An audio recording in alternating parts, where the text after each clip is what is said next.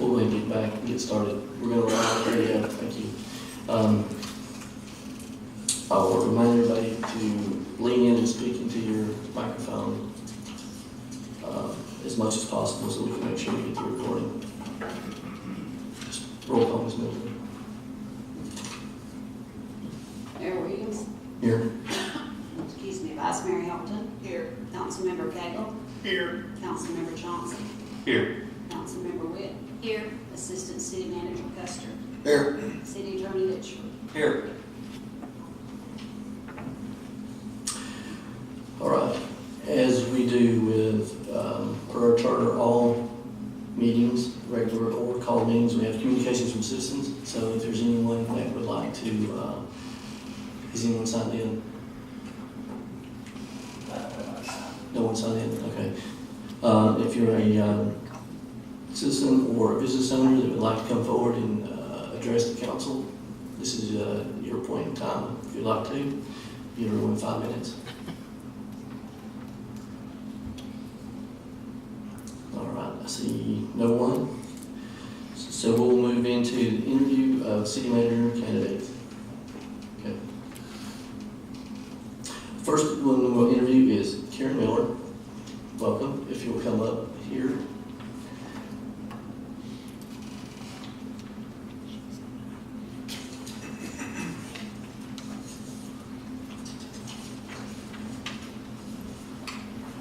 Hello. Welcome. We appreciate your interest in city manager position. I'd like to open it up and let you any opening remarks, thing you'd like to say before we get into the questions. I'm thrilled to be here and honored to be here and looking forward to the process. Awesome. So what we've done and we'll do for the other candidates is we will do a round robin question. Each one of the council members will ask a question, and then we'll go around and we'll probably go through 3 rounds of questions.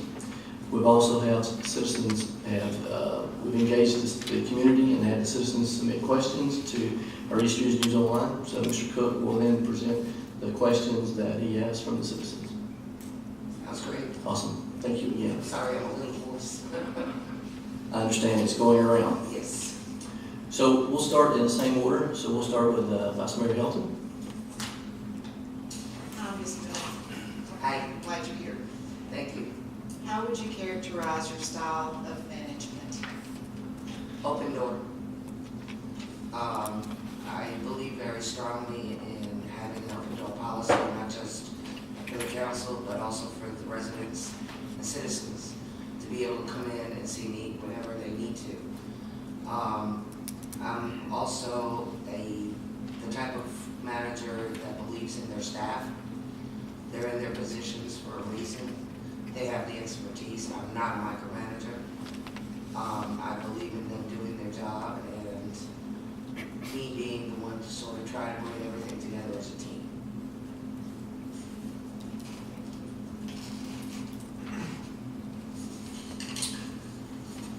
Councilmember Cagle. Yes, ma'am. Welcome. Thank you. How do you feel on the open records law? It's nothing compared to Florida. That's where I worked most of my career, so I'm very much used to it. It is what it is.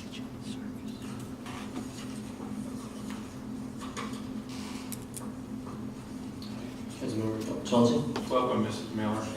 Glad to have you here today. Thank you for coming. I see in your resume where you did state that you're an open door. You've got an open door policy, and communication is key. That is a major factor that I look for in a city manager. With that being said, something else that I'm passionate about, I think we all probably share the same passion, is the safety of our first responders. And I just would like your opinion on how do you feel, or what steps would you take to ensure that our police and our fire and our first responders or continue to keep the necessary tools and resources to protect themselves? I can honestly say, whatever it takes. I am a very firm believer in that. The body cams that were so controversial for such a long time, I implemented them in the military because of that. It's not just for the officer, but it's also for the person that's involved or persons that are involved in any stop, altercation, whatever it may be. The key, however, is I can be all for it, but I have to be able to convince this board that it's worthwhile to spend money. There, most of the problems start. So if there's counsel that feels the same way, whatever it takes. Okay, thank you. Councilmember Webb.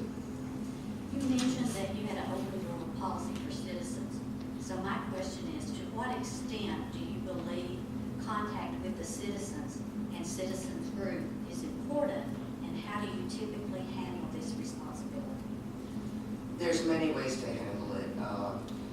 I welcome any citizen that wants to just come to City Hall and say, if the city manager's available, could I please see him or her?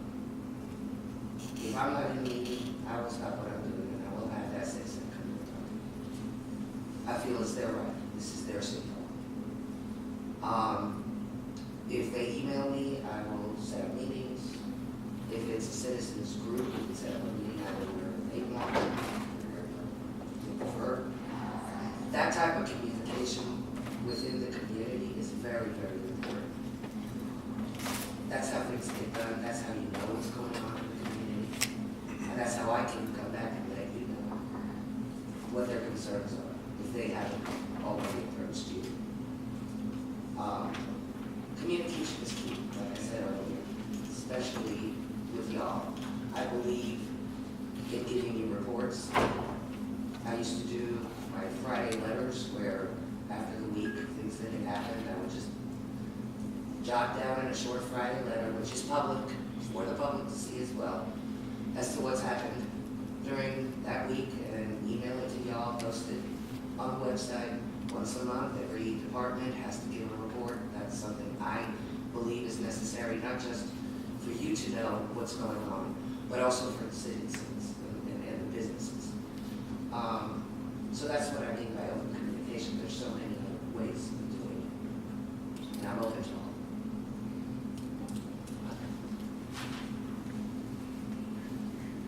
Again, welcome. My question is, what type of experience and history do you have with planning, zoning, economic development? As you can tell, we have a lot of development going on at Exit 1, but we also have other businesses and vacant businesses and buildings that we need to focus on as well. So can you give me a little background of your history dealing with economic development, zoning, planning? In 2003, when I got my master's degree and finally grew up, the first job that I had was starting a brand new department in a very small community. And that was a development company, department. And started it from scratch. That community was the seat of the county. Very, very low income.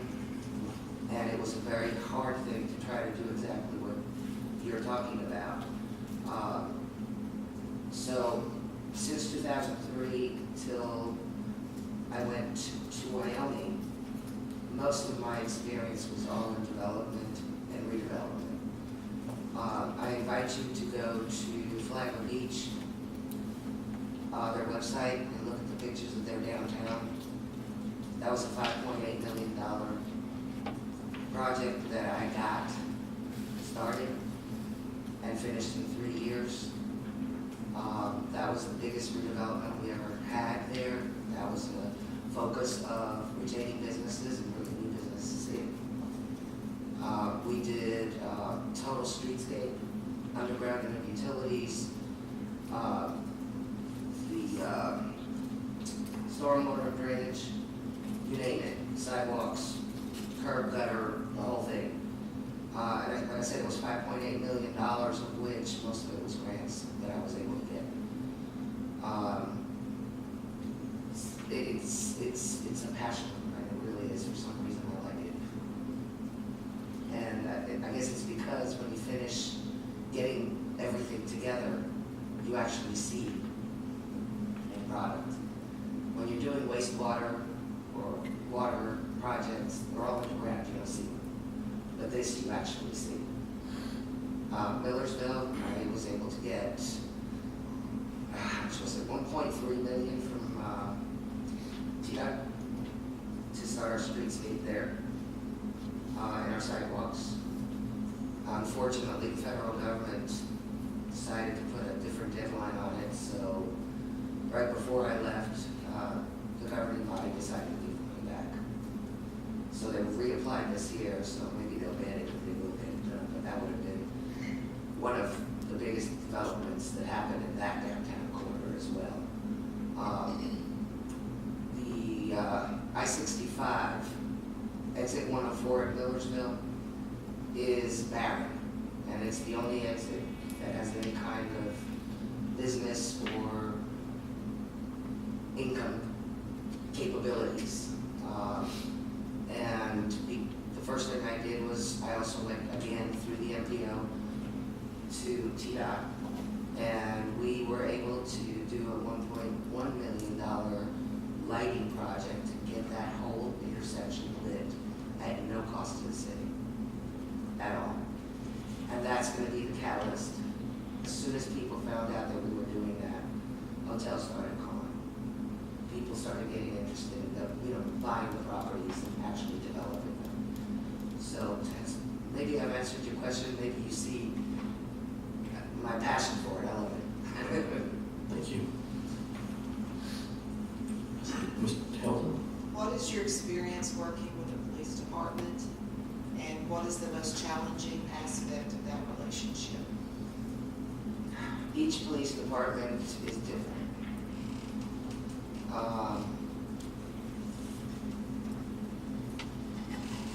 They're their own culture, and I respect that culture.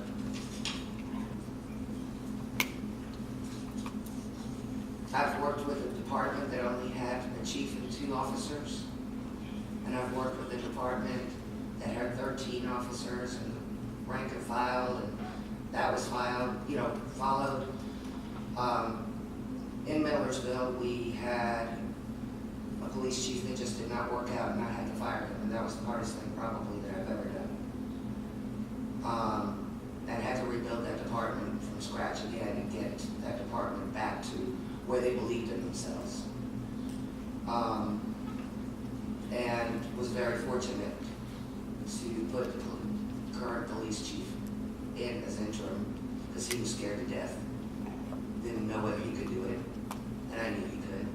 And lo and behold, he's there. He's doing a heck of a job.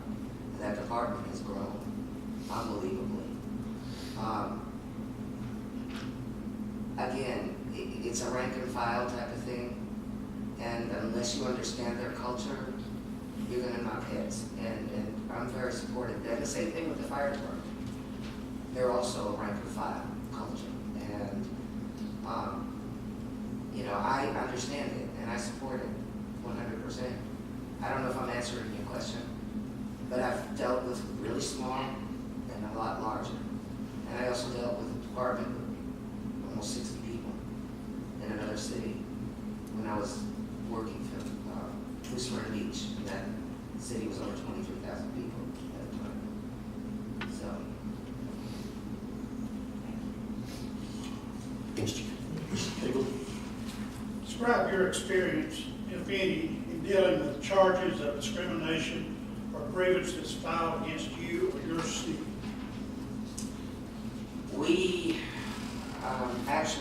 I was part of one of those, which was dismissed. We had a police officer that claimed discrimination. We did an internal investigation first to see whether his allegations were true or not. We found them to be not true. And he decided that he was going to make a very, very hostile environment for everybody else. So I had to let him go. And he in turn sued. Prior to that, 3 years before that, there was a lawsuit from another officer that claimed the same thing. And that one was also dismissed. So I believe in doing internal investigations first. Whenever there is a complaint, you don't wait. You handle it right then and there. And then move from there. You know, and of course, I rely on the attorney's expertise and advice immediately. I had my speed dial during that time, but you know, that's what my experience has been. It's basically in the police department, nowhere else. I've seen it happen, but I was not exactly involved in it. Thank you. Okay, Chauncey? Ms. Miller, as a council member, I think it's important for me to be involved in the community, to have relationships with the citizens, and trying to be as transparent as possible to our citizens, keeping the trust. I think in the past administrations have maybe done some things for whatever, it causes problems whenever the citizens just don't trust. So that's key for me, and I like to keep that. One of the things that we've done, the mayor here, we've done something new since the last elections. He has a once a month gathering down at the local coffee shop where the mayor comes, and we usually invite a department head to show up, and gives us the opportunity for citizens to come and in an informal type environment where they can ask questions and talk. I guess my question to you is, in your past, what have you done personally to come out from the office and be a part of the community, build relationships with the citizens, to I guess just build their relationship outside of the office, I guess, if I'm making sense. Yeah, it makes sense. It depends on the opportunity. The opportunity's there to go out. In a small town, it's a lot easier than in a larger city. I can honestly say that. Pine Bluffs, I just started walking the streets and started knocking on businesses and saying, hey, I'm your retail manager. You got any concerns, that kind of thing. That's basically what I did. I did the same thing in Flagler Beach. I went downtown. That was what I was responsible for, and I knocked on doors. We just recently, I don't know whether you're aware of this or not, but right now I'm working for Constant Station on a temporary basis until they find a permanent administrator. And that's part of what I'm working on, and that is reaching out to the residents and the citizens. And I had a smile a little while ago when he said, meet at the coffee shop, because that's what we started. The mayor did it first, and I think the vice mayor's doing it this month. And they meet at the coffee shop and invite the public to come in and just sit down and chat. The other thing that I've done everywhere I've worked is I've also gone to the schools, especially the elementary school, and volunteered in the mornings, serve breakfast to the kids, get to know them. Do the same thing with the middle and high school if they'll allow it. Some schools don't want people in there, but especially high school. But I knock on doors. I'll go to the park and I'll just sit there. If there's an event, we had events, I'll go shake everybody's hand. People think I'm nuts, but it calls me to get to know people and let them know who you are, especially the larger decision. So that's basically what I do. Thank you. I like your answer. Thank you. Thanks. Councilmember Witt? Based on your education, experience, and background, what do you consider to be your strengths in dealing with the local government problems, and what are your weaknesses? My strengths are, give me the problem, let me fix it. I will find a way. I'm a fixer. That's my personality. I realize that in the perfect world, things should go the right way, but government is government, and there's times when the elected body decides to shift gears in the middle of something. If we're going in one direction, the elected body shifts, says no, we want to change the course. I'm fine with that, I'm very flexible. There's times when you've got a project like we did in Millersville, where that 1.3 million, all of a sudden, we had to have everything in place by the end of 2020. Engineering and everything else done, and our engineers said they could do it. I'm a firm believer in, trying your best to reach that mark the best you can, but in the case that you can't, know when to retreat and maybe try a different avenue. And I think I'm digressing from your question.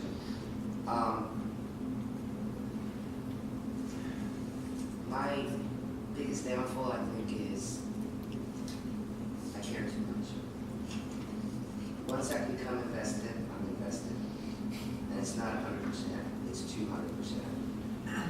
So I take those problems and those issues to heart. And that might be my downfall sometimes because I care too much. That's the truth.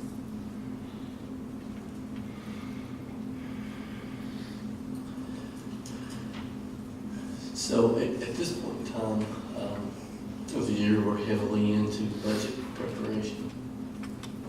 So what did you do? Give me a little background on your budgeting style, your experience, your involvement in preparing and working through budget for administration. In every single position that I have held as a manager, I have done the budget with the finance director. Other places I've worked, the manager had the finance person do it, then they'd sit down with the finance person and they'd go through it. I'm very, very much involved in it, from start to finish. I want to make sure that we are meeting our fiduciary responsibility to our citizens to begin with by being very, very much aware of what's going on with the finances. That's one of my strong points, if not, aside from development, my second strong point, that's the financial end of it. Trust me, growing up, all I had was accounting jobs, and I keep wanting to stay away from it, but I keep going back to it because I'm good at it. So if I was to be selected, I would expect to sit down with the finance director. I don't know how it's been done in the past, but it would be a joint venture to prepare the budget and bring it forth towards you, to you to approve or disapprove. I also believe in being very transparent. I've seen budgets where you've just got line items that say salaries, line items that say professional services, and no explanation as to what we're paying for.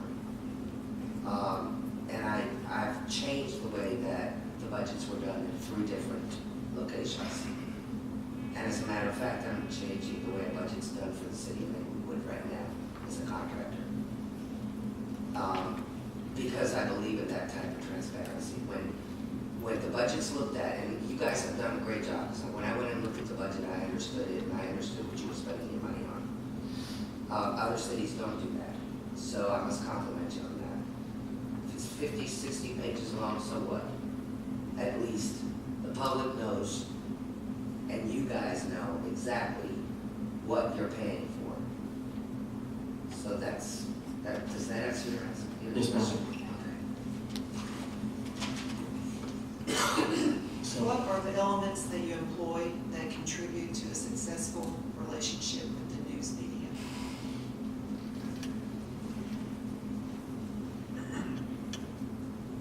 I try to be as honest as possible. And this is no offense towards the news media, please, and I don't want to take it that way. I have seen people destroyed because a story, because of sensationalism, has been taken completely out of context. I believe in giving the facts and expecting, when I do speak to the media, I expect them to report the facts, and I tell them that. Otherwise, they're gonna wind up with press releases instead of actually being able to talk to me. And I'm being very straightforward and honest with you. What you see is what you get. I don't play the game. I don't like the city to be put in a position where sensationalism takes over the truth in the story. And I've seen it happen over and over again. I've seen people's careers, people's lives destroyed. So that's why I'm so adamant about it. I'll tell you what's going on. I'll be happy to talk to you. But don't turn it around. Turn it around, then you'll get press releases. And that's what I'll tell the media, and I'm saying it here in open. Mr. Cagle. This is kind of a lengthy question. Okay, maybe I need to. Okay. When a special call meeting is called and an agenda is presented to the public, part of the agenda is discussed in an open meeting. The rest of the agenda is done in executive session. If a citizen requests a copy of the minutes on the agenda that is in question, do you think minutes of the agenda should be made available for the whole agenda? Not for the executive meeting. Executive meetings take place usually only for personnel matters or when it's of litigation, and those are not to be released to the public. Those are not open records. But one of the agenda items was If the agenda was a special meeting, personnel. Then excused herself to the executive meeting to discuss that one item. They didn't want the public to know what was going on. and I'm not an attorney, you got your attorney there, but it is my understanding that's illegal. Executive sessions can only take place in certain instances. You cannot just take an agenda item and go into an executive meeting and then come back. That is my understanding. I'll defer that to the attorney. Thank you, ma'am. Councilman Johnson. Ms. Miller, in your past, when it comes to employing department heads, have you typically found it in your best practice, or do you find it? Do you typically look first to hire within the departments or look outside the departments? I would like to look within the departments and promote from within. That's usually my first look. Succession planning is very important, and it's something that I think every department head should be doing on their own to begin with. If they're not, I would suggest that they would. I've learned a lot in 17 years in this business, and I'm not afraid to share it with anybody and teach somebody, because eventually somebody's going to have to take over for me, and I want to groom somebody from within. They have been loyal employees, they've worked for us, and if there's somebody in a star that's shining right there in your department, do that. So that's where I'll look first. Thank you. I have a two-part. Okay. What involvement have you had in developing personnel rules, regulations, and procedures? And what experience have you had in training and motivating employees? To the first part, personnel rules and regulations. In the state of Florida, I also did a lot of consulting for other cities, and I've created more personnel manuals than I can think of. Hopefully that answers your question. It's a moving target. As HR laws change, you have to keep looking at it. It would be smart to be looked at least every 2 years. And I would think that whoever the HR person is would be doing that. But that's your question. I've done a lot of them. And motivating personnel. There's many ways to do it. You have to learn who your your people are first and what motivates them. Everybody is motivated differently. I just came from working for Englewood, for example, and the idea was, okay, we'll give them a Christmas party and a Christmas bonus, and that motivates them. Come to find out that none of them wanted, they didn't want the town to expend that kind of money on a party. They would prefer to have that money that they were going to expend added to their Christmas bonuses. Who would have thunk? You know what I'm saying? So it just depends. I have to get to know my staff. And I tend to treat staff individually because each one of them motivates differently. And that answers your question to the police department. When I'm just thinking about it. Within the police department, how do you motivate your officers to do what they need to do? And I've come to find out, like I said, one-on-one, you get more results and you find out what motivates them. And if you can give them those tools to move forward, they'll give you one heck of a job. There's other ways. I mean, I can have pizza parties. I've brought pizza in for everybody every once in a while, you know, just to say thank you. It's just ideas.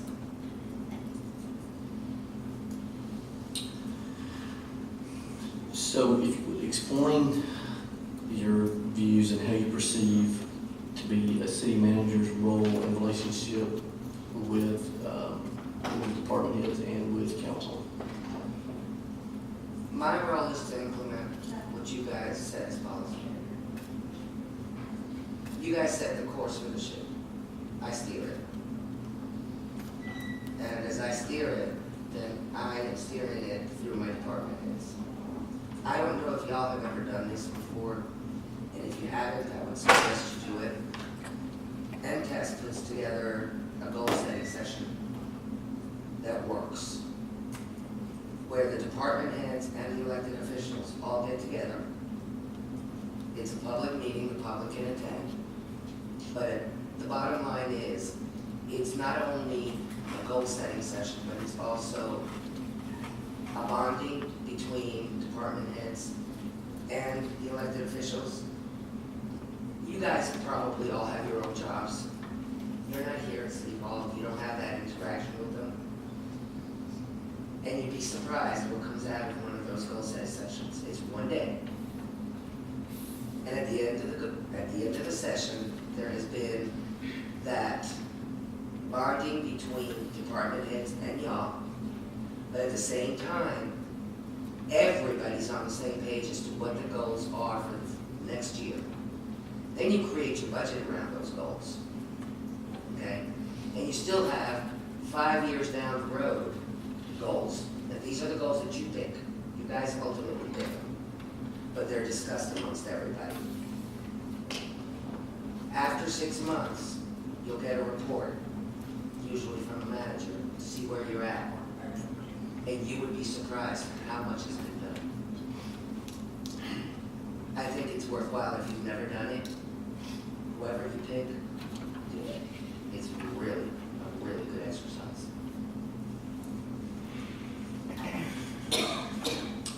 Thank you. At this point in time, I'm going to hand it over to Mr. Cook to present, and he may need a little time to get his thoughts and note-taking together, because he's doing a dual job. This is killing. So we appreciate it.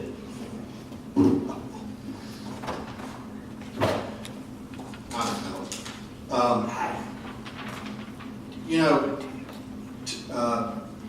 in this particular interview, I was able to listen a little bit closer to the council's questions, and many of the council's questions reflect the questions from the city.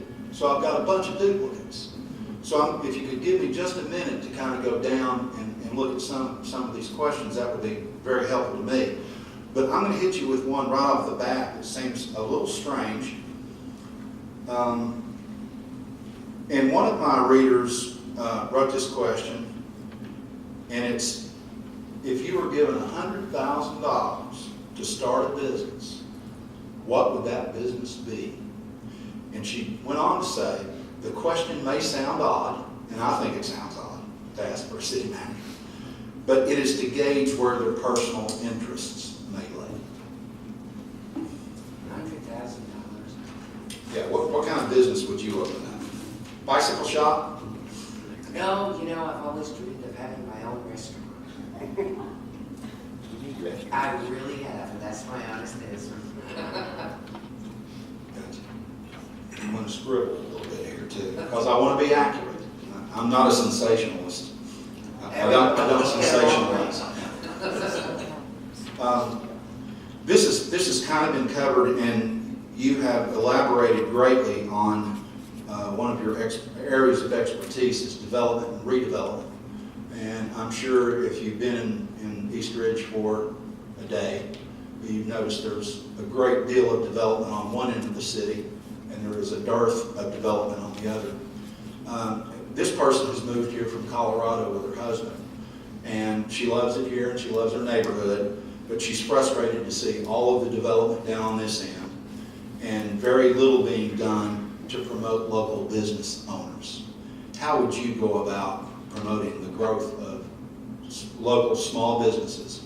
And in addition, we have a pedestrian issue here too. It's not a walking friendly town, but the council and the city is working on that on our main commercial thoroughfare with the project towards the tunnels. So how would you promote local businesses on this end and also make it a more pedestrian friendly town? Well, I understand, and I took the liberty of asking your finance director to tell me what your projects were that you were currently working on. And I understand you're doing the streetscape and multimodal TA grant, TAP grant. That's a start. I mean, that's big. If you can get sidewalks and get it a walkable, community type thing, and it's going to be hard because I've driven it, and you don't have that much room to expand the road. So I haven't seen your design, so I can't opine. But it's got to happen. No matter where you try to redevelop, I'll give you Holly Hill, for example. They had a very serious problem, and I worked for them for a while, with the same issues, where businesses were closing because people couldn't get to them, or they just weren't appealing looking. Visual is something that's very important, and if you start getting the street lights, and you start getting trees, and you start getting sidewalks, investors are going to want to start investing, and people are going to want to start visiting those businesses. If you start calming the traffic down so that they can see what's there. I mean, as I'm driving through, and trust me, I was here in 2008, and things have changed a lot since then. But as I'm driving, I can't hardly see what's on the sides of me. So how am I going to stop if something's interesting me? I don't know if there is a Chamber of Commerce here. Some cities have had a hard time with that type of business retention and bringing businesses in for the lack of a Chamber of Commerce. If there is one, then that's something that I would definitely get very, very involved with to start promoting our businesses downtown. There's a lot of other things, special events, to include those businesses so that if we have an event in the park, invite your businesses to put up a booth and show what they sell. You would be surprised how many residents don't even know what they have in their own city or what's available to them. Even with the internet, they don't really realize. So those are just ideas.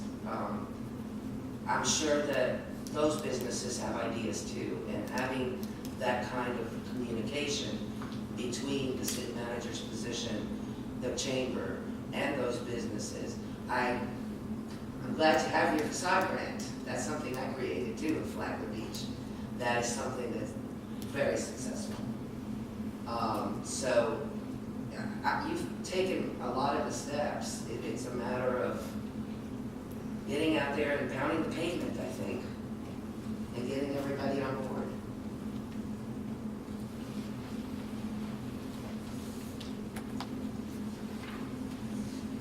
And I'd invite that resident to come give me ideas. Sure. One of the state law was enacted in 2012, the Board of Region Act. I don't know if you've read the law. It's somewhat complicated. The city has done a great job taking advantage of it. The city gets back state tax money to invest in infrastructure.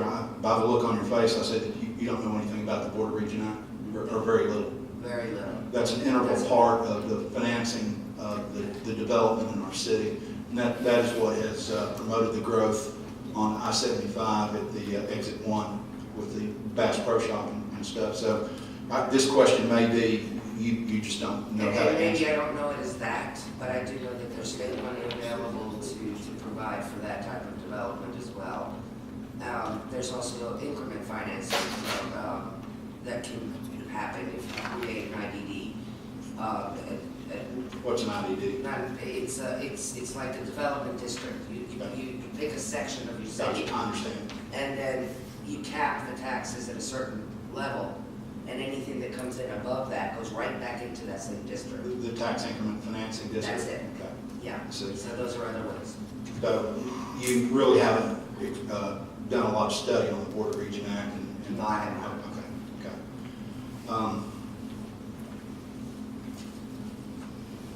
Councilman Cagle alluded to an executive session in which, the minutes may not be released or would not be released. You defer to the attorney on this.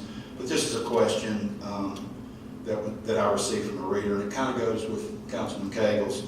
If the council were moving forward on a project that as city manager you felt was not in the best interest of the future of the city or was not financially viable, would you publicly inform the council of the potential downside of the project during public discussion?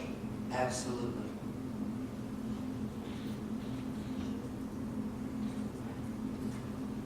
Let me look for one a little bit out of the ordinary.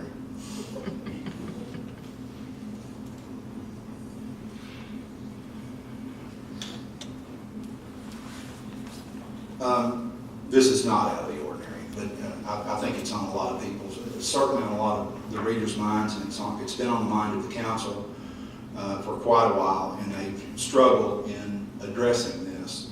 But what solutions might you offer our city, and this is right up your alley with the redevelopment, would you offer our city to fight blight in both the residential areas and commercial areas? Your grants, facade grants are a start. Code enforcement is key. It's not a nice thing. They make no friends, but code enforcement is also key. I would start with those two, and I guess I would have to really understand the whole picture before I could give you anything else.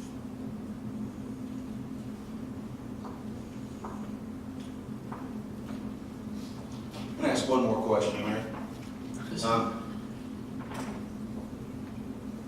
I don't know. Of the 4 candidates being interviewed, what makes you the top candidate to become the next city manager of East Ridge?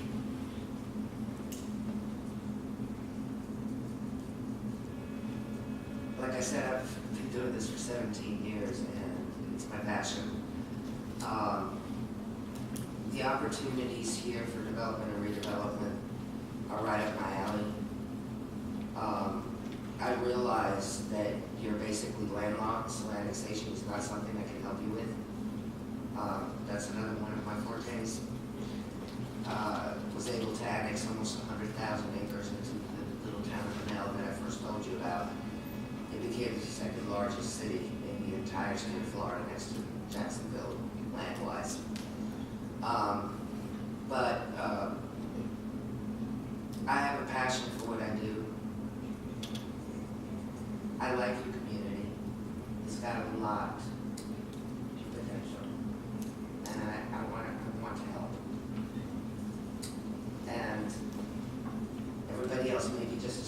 qualified as I am.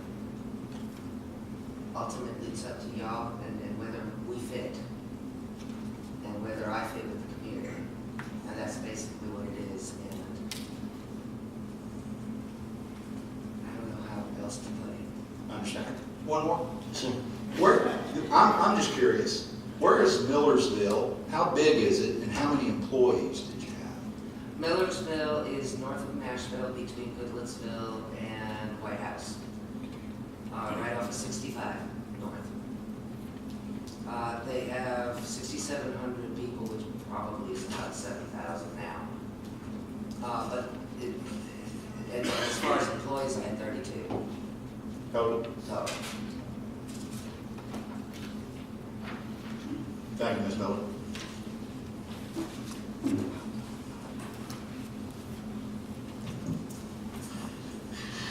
Thank you, council. Thank you, Mr. Cook. I will give you an opportunity if you want to make any closing remarks, statements, comments. this is probably going to come away from left field for y'all, and I hope it doesn't bite me when I say it, but I am curious. I've seen some articles, and again, I don't believe in sensationalism, so I take them like a grain of salt, but East Ridge has been through a lot of managers in the past few years. And I'm wondering why.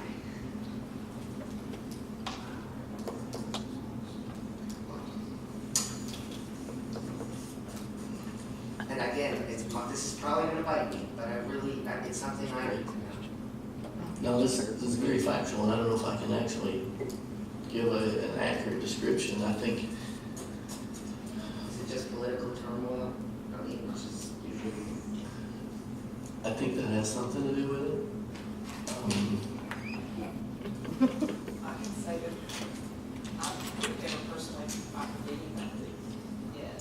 I think Yeah, this is a new council, so So it's a new beginning, and that's what that's what attracted me to continue on with this process. It is the hope that with a new council and new blood, that things will move forward.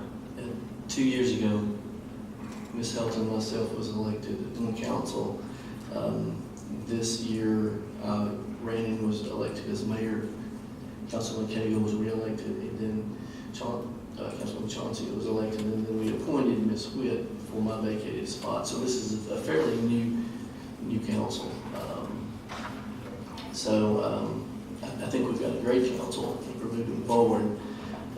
We've only had one city manager since this body. Yes, sir. When I come on board, I've been here 5 years. They were in the process then, trying to do something with the city manager. Well, it took about 9-10 months into my first term, but then he was finally terminated. Then the city manager we hired then just left. He's the one that we're replacing. He left, and I do not know why. And that's where I was going with this. I do not know why he left. He retired. Yeah, but other than that, I don't know why. So, And please forgive me, I don't mean to make you feel uncomfortable or anything like that. It's just, city managers have their own association, and we do talk.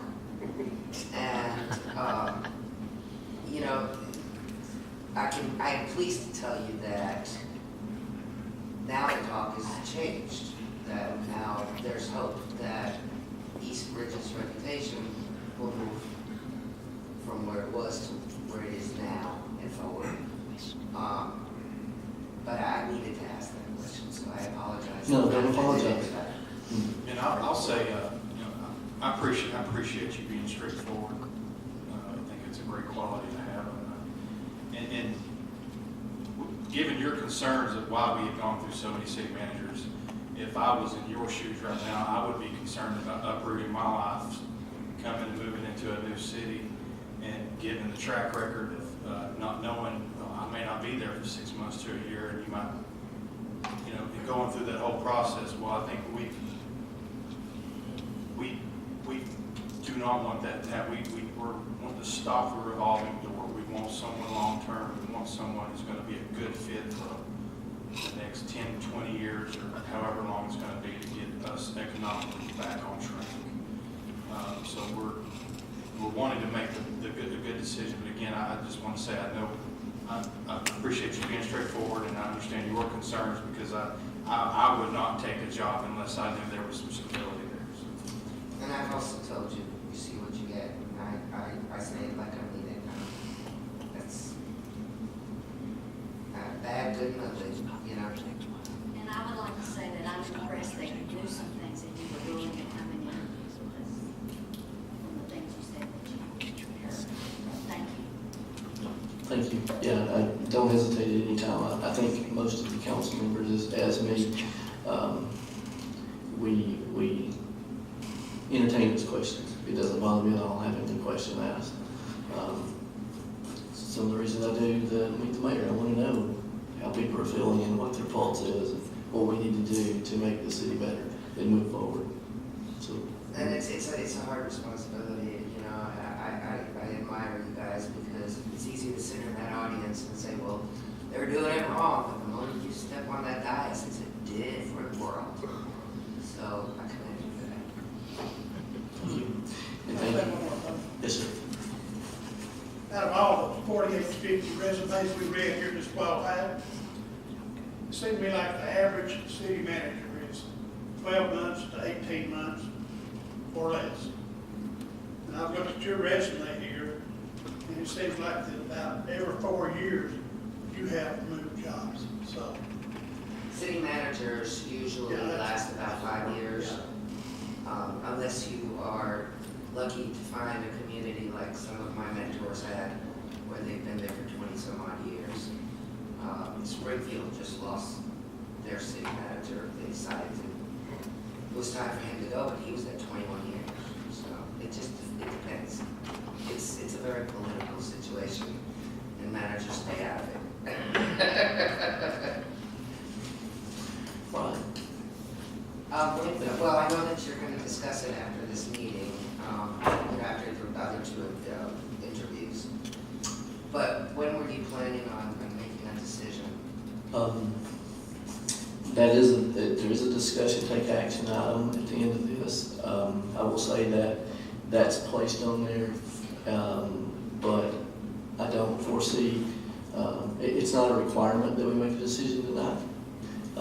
But if council wishes to proceed in a manner to narrow it to a couple or to extend an offer, that's going to be the will of this council. So I don't know if I can answer that at this point in time, but we definitely appreciate you coming, participating, your interest in these streets, and you're answering our questions. Thank you guys for having me. It's been an honor. Thank you. Yeah, we'll take just a brief moment. Ms. Miller.